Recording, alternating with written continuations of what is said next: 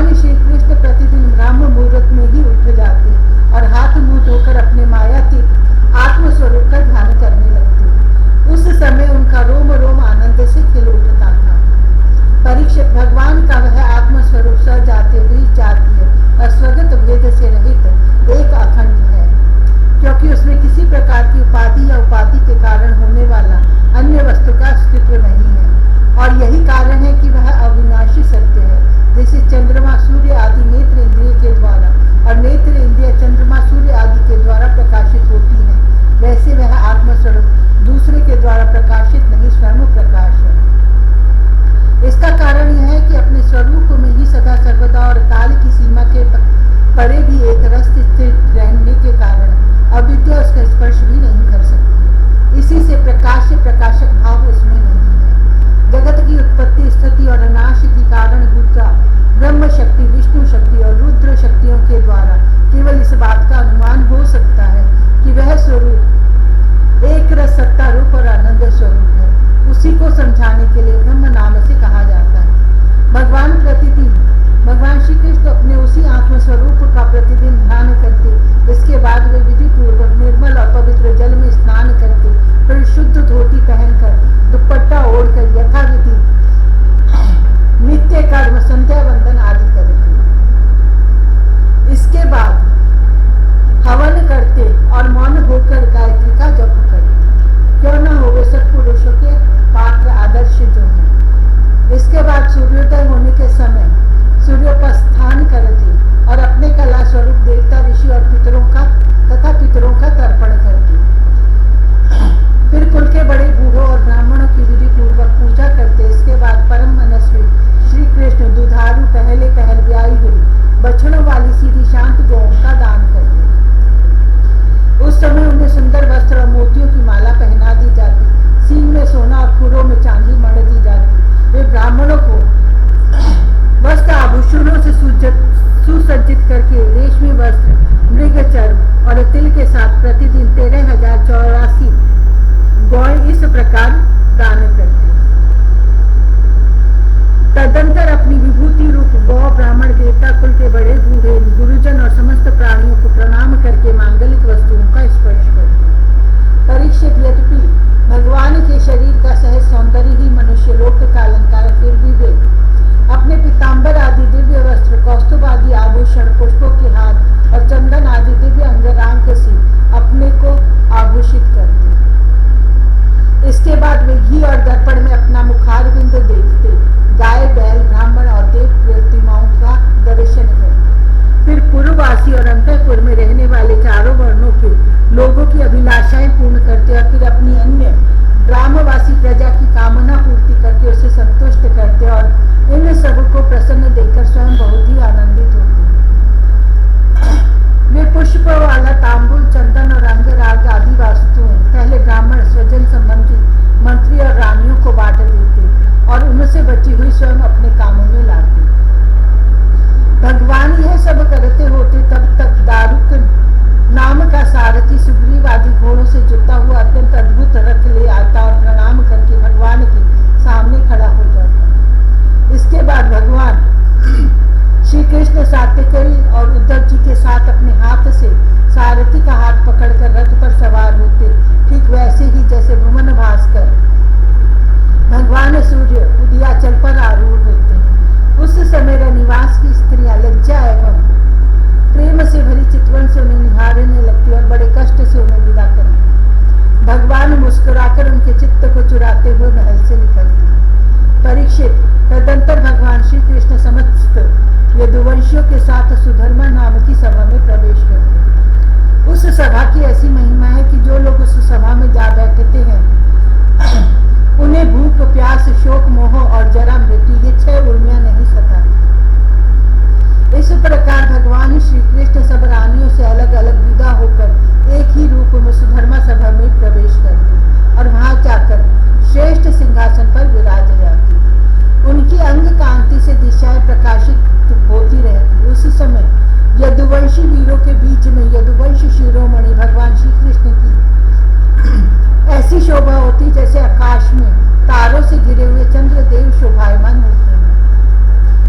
परीक्षित, सभा में विदूषक लोग विभिन्न प्रकार के हास्य विनोद से, नटाचार्य अभिनय से और नर्तकियां कलापूर्ण नृत्यों से अलग अलग अपनी टोलियों के साथ भगवान की सेवा करती। उस समय मृदंग, वीणा, पखावज, बांसुरी, झांझ और शंख बजने लगती और सूत मागध तथा बंदी जन नाचते गाते और भगवान की स्तुति करते।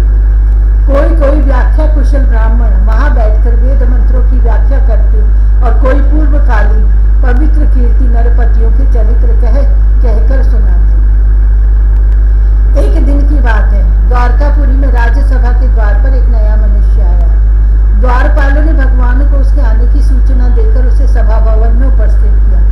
उस मनुष्य ने परमेश्वर भगवान श्री कृष्ण को हाथ जोड़कर नमस्कार किया और उन राजाओं का जिन्होंने जरासंध के दिग्विजय के समय उसके सामने सिर नहीं झुकाया था और बलपूर्वक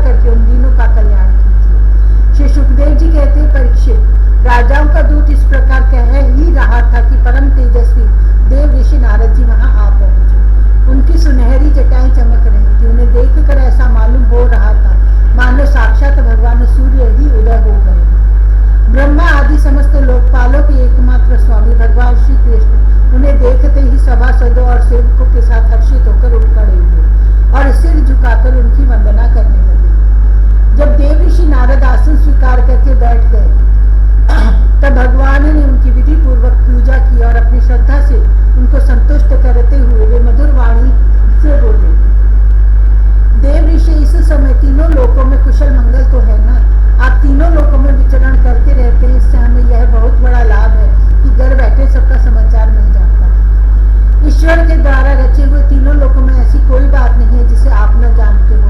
अतः हम आपसे यह जानना चाहते हैं कि युधिष्ठिर आदि पांडव इस समय क्या करना चाहते हैं। देवऋषि नारद जी ने कहा, सर्वव्यापक अनंत, आप विश्व के निर्माता हैं और इतने बड़े मायावी हैं कि बड़े बड़े मायावी ब्रह्मा जी आदि भी आपकी माया का पार नहीं पा सकते। प्रभु, आप सबके घट घट में अपनी अचिंत्य शक्ति से व्याप्त रहते, ठीक वैसे ही जैसे अग्नि लकड़ियों में अपने को छिपाए रखता है। लोगों की दृष्टि सत्व आदि गुणों पर ही अटक जाती है, इससे आपको वे देख नहीं पाते। मैंने एक बार नहीं अनेकों बार आपकी माया देखी है, इसलिए आप जो यूं अनजान बनकर पांडवों का समाचार पूछते हैं, इससे मुझे कोई कौतूहल नहीं हो रहा है। भगवान, आप अपनी माया से ही इस जगत की रचना और संहार करते हैं और आपकी माया के कारण ही यह असत्य होने पर भी सत्य के समान प्रतीत होता है। आप कब क्या करना चाहते हैं, यह बात भली भांति कौन समझ सकता है। आपका स्वरूप सर्वथा अचिंतनीय है। मैं तो केवल बार बार आपको नमस्कार करता हूँ। शरीर और इससे संबंध रखने वाली वासनाओं में फंसकर जीव जन्म मृत्यु के चक्कर में भटकता रहता है और यह नहीं जानता कि मैं इसी शरीर से कैसे मुक्त हो सकता हूँ। वास्तव में उसी के हित के लिए आप नाना प्रकार के लीला अवतार ग्रहण करके अपने पवित्र यश का दीपक जला देते हैं, जिसके सहारे वह इसे अनर्थकारी शरीर से मुक्त हो सके। इसलिए मैं आपकी शरण में हूँ। प्रभु, आप स्वयं पर ब्रह्म है, तथापि मनुष्यों की सी लीला का नाट्य करते हुए मुझसे पूछ रहे हैं। इसलिए आपके फुफेरे भाई और प्रेमी भक्त राजा युधिष्ठिर क्या करना चाहते हैं, यह बात मैं आपको सुनाता हूँ। इसमें संदेह नहीं कि ब्रह्म लोक में किसी को जो भोग प्राप्त हो सकता है, वह राजा युधिष्ठिर को यही प्राप्त है। उन्हें किसी वस्तु की कामना नहीं है, फिर भी वे श्रेष्ठ यज्ञ राजसूय के द्वारा आपकी प्राप्ति के लिए आपकी आराधना करना चाहते हैं। आप कृपा करके उनकी इस अभिलाषा का अनुमोदन कीजिए। भगवान, उस श्रेष्ठ यज्ञ में आपका दर्शन करने के लिए बड़े बड़े देवता और यशस्वी नरपति गण एकत्र होंगे। प्रभु, आप स्वयं विज्ञान आनंद घन है, ब्रह्म है। आपके श्रवण कीर्तन और ध्यान करने मात्र से अंत्यज भी पवित्र हो जाते हैं। फिर जो आपका दर्शन और स्पर्श प्राप्त करते हैं, उनके संबंध में तो कहना ही क्या। त्रिभुवन मंडल आपकी निर्मल कीर्ति समस्त दिशाओं में छा रही है तथा स्वर्ग, पृथ्वी और पाताल में व्याप्त हो रही है। ठीक वैसे ही जैसे आपकी चरण अमृत धारा स्वर्ग में मंदाकिनी, पाताल में भोगवती और मर्त्य लोक में गंगा के नाम से प्रवाहित होकर सारे विश्व को पवित्र कर रही है। श्री सुखदेव जी कहते हैं, परीक्षित, सभा में जितने यदुवंशी बैठे थे वे इस बात के लिए अत्यंत उत्सुक हो रहे थे कि पहले जरासंध पर चढ़ाई करके उसे जीत लिया जाए। अतः उन्हें नारद जी की बात पसंद आई। तब ब्रह्मा आदि के शासक भगवान श्री कृष्ण ने तनिक मुस्कुराकर बड़ी मीठी वाणी में उद्धव जी से कहा। भगवान श्री कृष्ण ने कहा, उद्धव, तुम मेरे हितैषी सूरवीर हो, शुभ सम्मति देने वाले और कार्य के तत्व को भली भांति समझने वाले हो, इसलिए हम तुम्हें अपना उत्तम नेत्र मानते हैं। अब तुम ही बताओ कि इस विषय में हमें क्या करना चाहिए। तुम्हारी बात पर हमारी श्रद्धा है, इसलिए हम तुम्हारी सलाह के अनुसार ही काम करेंगे। जब उद्धव जी ने देखा भगवान श्री कृष्ण सर्वज्ञ होने पर भी अनजाने की तरह सलाह पूछ रहे हैं, तब वे उनकी आज्ञा शिरोधार्य करके बोले। 71वां अध्याय। भगवान श्री कृष्ण भगवान का इंद्रप्रस्थ पधारना। श्री सुखदेव जी कहते हैं, परीक्षित, भगवान श्री कृष्ण के वचन सुनकर महामती उद्धव जी ने देवऋषि नारद, सभासद और भगवान श्री कृष्ण के मत पर विचार किया और फिर वे कहने लगे। उद्धव जी ने कहा, भगवान देवऋषि नारद जी ने आपको यह सलाह दी है कि फुफेरे भाई पांडवों के राजसूय यज्ञ में सम्मिलित होकर उनकी सहायता करनी चाहिए। उनका यह कथन ठीक ही है और साथ ही यह भी ठीक ही है कि शरणागतों की रक्षा अवश्य कर्तव्य है।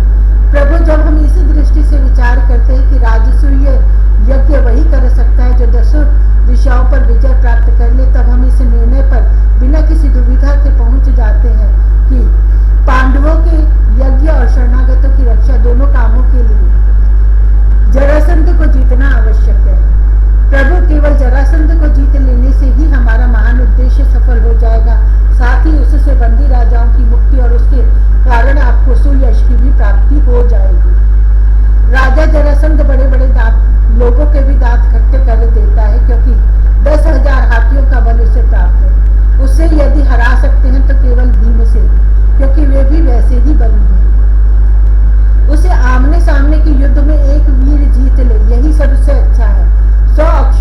सेना लेकर जब युद्ध के लिए खड़ा होगा उस समय उसे जीतना आसान न होगा।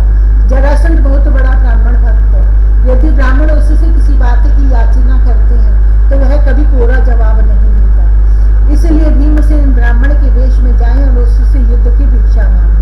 भगवान इसमें संदेह नहीं कि यदि आपकी उपस्थिति में भीमसेन और जरासंध का द्वंद्व युद्ध हो तो भीमसेन उसे मार डालेंगे।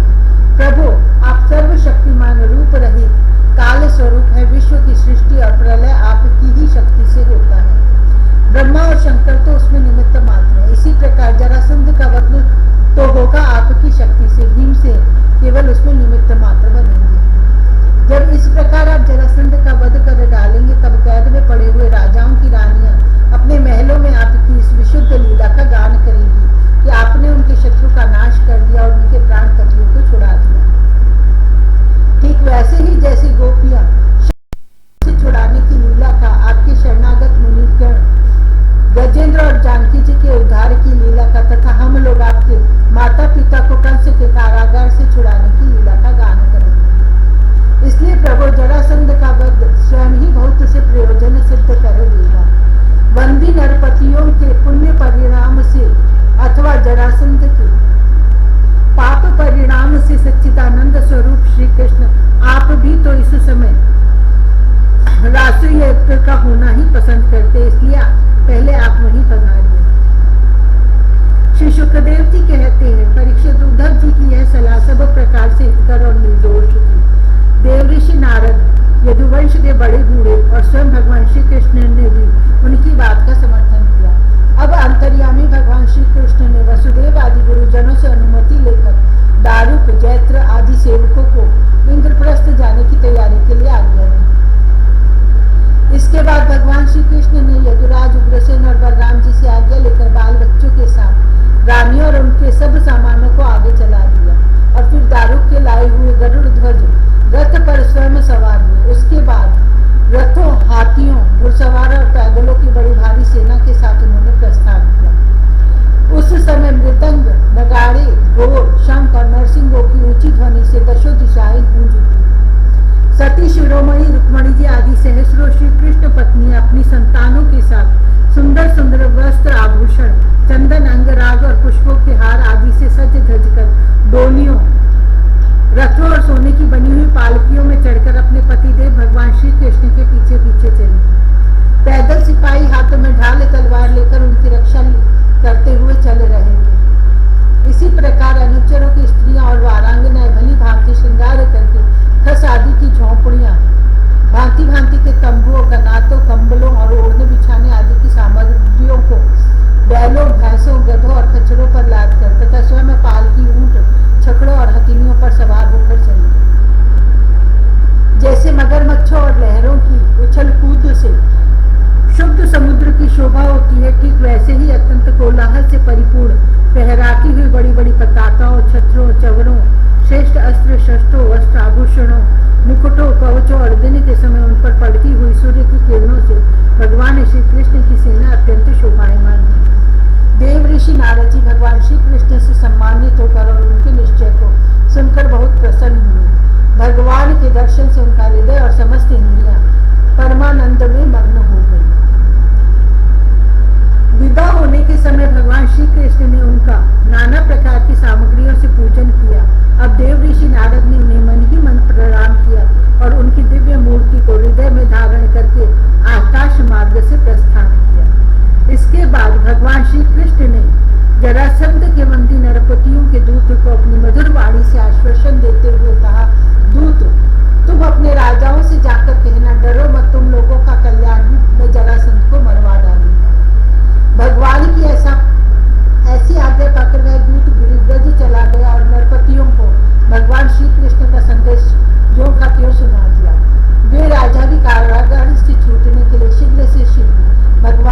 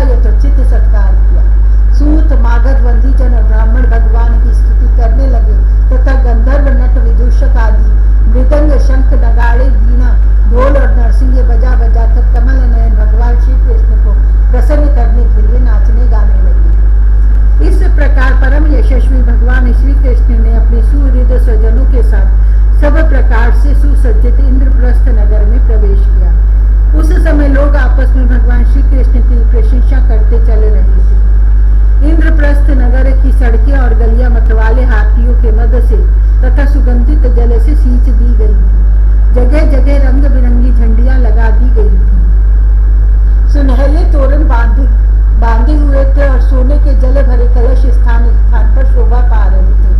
नगर के नर नारी नहा धोकर तथा नए वस्त्र, आभूषण, पुष्पों के हार, इत्र, फुलेल आदि से सज धज कर घूम रहे थे।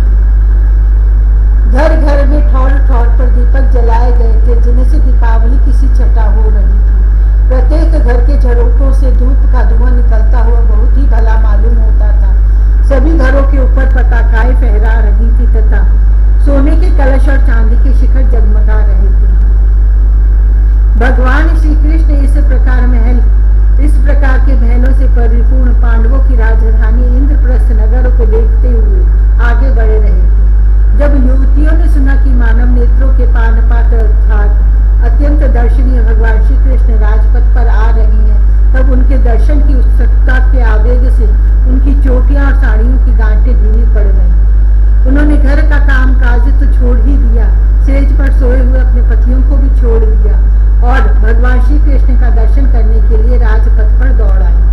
सड़क पर हाथी, घोड़े, रथ और पैदल सेना की भीड़ लग रही थी। उन स्त्रियों ने अटारियों पर चढ़कर रानियों के सहित भगवान श्री कृष्ण का दर्शन किया। उनके ऊपर पुष्पों की वर्षा की और मन ही मन आलिंगन किया तथा प्रेम भरी मुस्कान एवं चितवन से उनका सुस्वागत किया।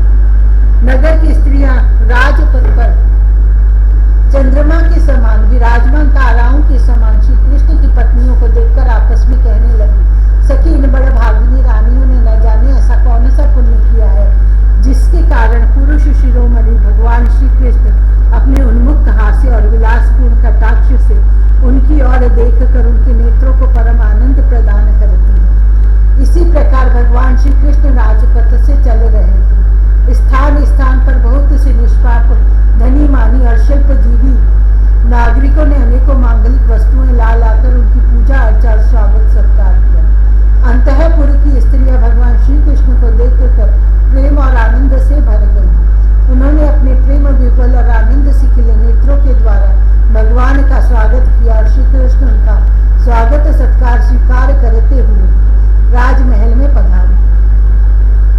जब कुंती ने अपने त्रिभुवन पति भतीजे श्री कृष्ण को देखा, तब उनका हृदय प्रेम से भर आया। वे पलंग से उठकर अपनी पुत्र वधू द्रौपदी के साथ आगे गई और भगवान श्री कृष्ण को हृदय से लगा लिया।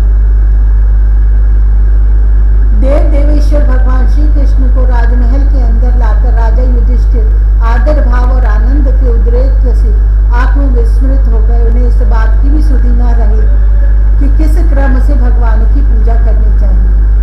भगवान श्री कृष्ण ने अपनी फुआ कुंती और गुरुजनों की पत्नियों का अभिवादन किया। उनकी बहन सुभद्रा और द्रौपदी ने भगवान को नमस्कार किया।